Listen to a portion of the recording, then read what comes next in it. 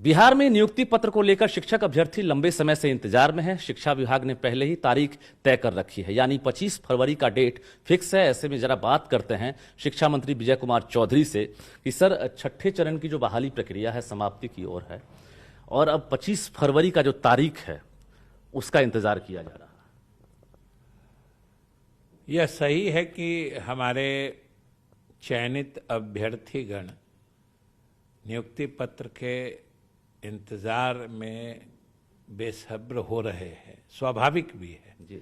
सरकार और विभाग भी इसको स्वाभाविक मानता है, क्योंकि लंबे इंतजार के बाद एक तो हम लोगों ने काउंसलिंग की प्रक्रिया पूरी कराई और उसके बाद नियुक्ति पत्र देने की स्थिति बनती है। लेकिन इतने सारे हमारे नियोजन इकाइयाँ थी और सब जगह नियुक्ति की प्रक्रिया चल रही थी, तो इसी कारण से थोड़ा विलंब हुआ है। और अभी भी अब जैसे पिछले ही दिनों जो हम लोगों ने छठे चरण के तृतीय चक्र में जो काउंसलिंग का काम कराया, कुछ जगह जो हमारे नवनिर्वाचित जनप्रतिनिधिगण हैं, जो नियोजन प्राधिकार के पदाधिकारी हैं, उन लोगों के असहयोग के कारण भी नहीं हो सका है।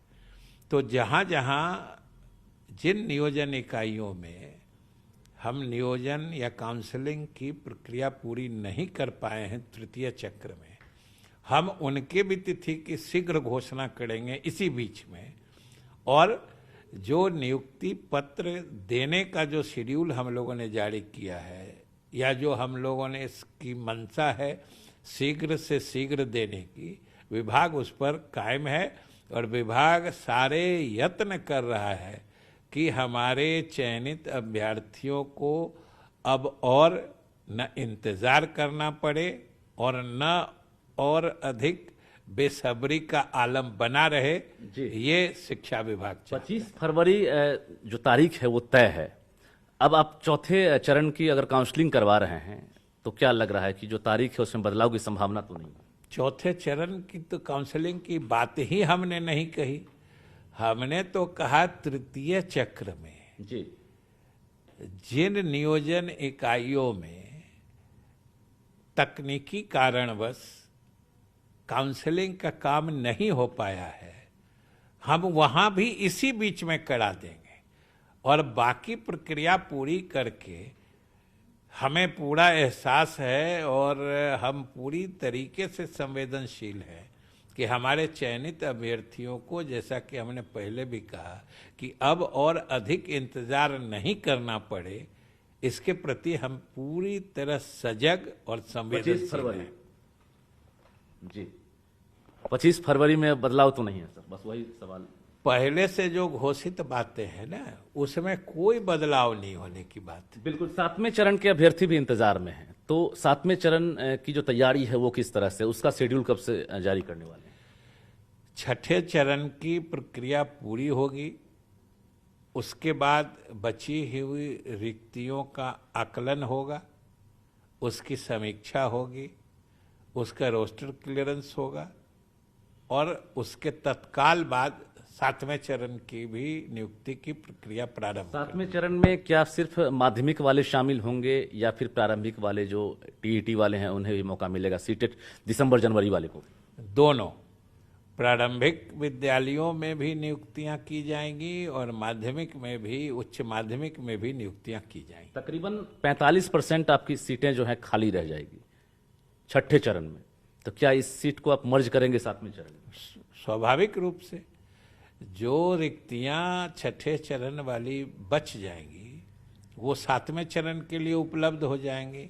इसके अतिरिक्त जो इस बीच में रिक्तियां बनी होंगी वो भी उसके साथ जुड़ जाएंगे। इसलिए 7वें चरण में भी हम अच्छी खासी नियुक्तियां करने जा रहे हैं। मेरिट और नॉन मेरिट का विवाद थम गया है आपकी नज़र में, क्या लग रहा है वो सब प्रभाव तो नहीं डालेगा?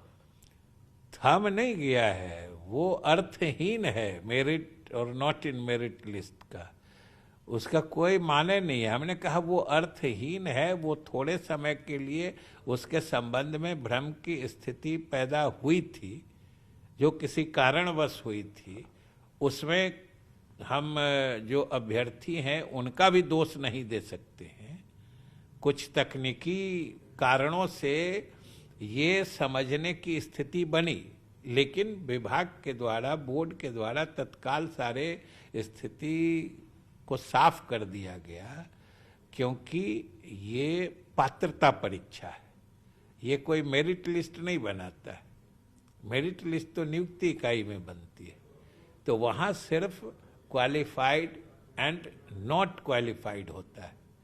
क्वालिफाइड लोगों का मेरिट लिस्ट तो नियुक्ति इकाइयों में बनता है, इसलिए वो किसी तकनीकी कारण से भ्रम की स्थिति उत्पन्न हुई थी, जिसे साफ कर दिया गया था। और मैं समझता हूं दोनों शामिल होंगे, दोनों शामिल होंगे, दोनों क्वालिफाइड है, दोनों योग्य बने रहेंगे। चलिए, और अब तो और अच्छी बात है कि हम लोगों ने भी निर्णय ले लिया है एनसीटीई के तर्ज पर कि एक बार क्वालिफाइड फॉर लाइफ टाइम, एक बार जो पात्र हो गए वो जिंदगी भर के लिए उनकी पात्रता बने रहेगी, बशर्ते उम्र सीमा तक। अभ्यर्थी बेसब्री से इंतजार कर रहे हैं और इस बार चाह रहे हैं कि 25 फरवरी को नियुक्ति पत्र मिले, सबसे पहले मुंह मीठा करेंगे शिक्षा मंत्री विजय कुमार चौधरी का।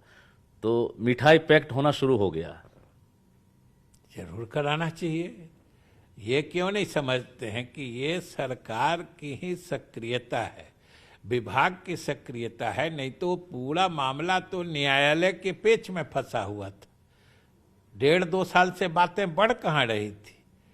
इसलिए हमारे अभ्यर्थीगण इस बात से अवगत हैं और इस बात का एहसास हमारे अभ्यर्थियों को है कि ये विभाग और सरकार की सक्रियता के कारण ही हमने न्यायालय से इजाजत, समझिए, आगे बढ़ के मांग के लेकर ही हम नियुक्ति प्रक्रिया को आगे बढ़ा सके। ये सभी अभ्यर्थी जानते हैं।